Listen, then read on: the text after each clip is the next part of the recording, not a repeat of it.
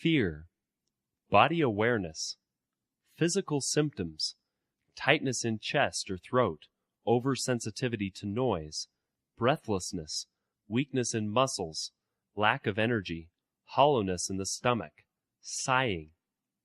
Behavioral symptoms, sleep or appetite disturbance, absent-mindedness, social withdrawal, nightmares, avoidance of people, places, or things that trigger fear, anxious and constantly on high alert, crying, clinging to safe people and places.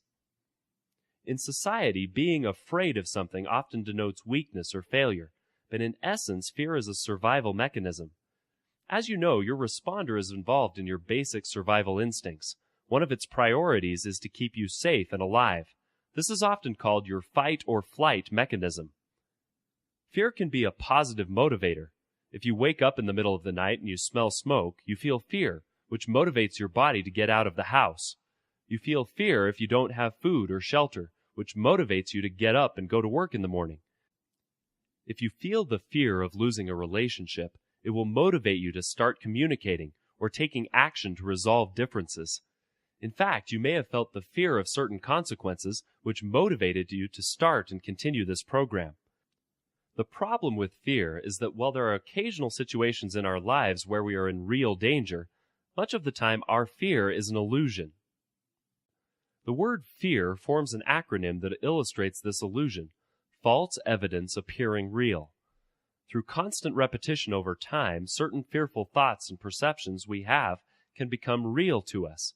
We actually start to believe them, which proves the phrase, "your perception is your reality."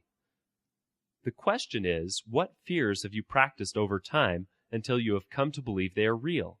When does your red responder start panicking out of fear and take over your brain and behaviors? Here are some possible examples. I fear that I will never overcome my unwanted behaviors. Even though I've had some success with Candeo, I'm afraid it won't last. I fear that I won't be able to cope without my sexual outlets.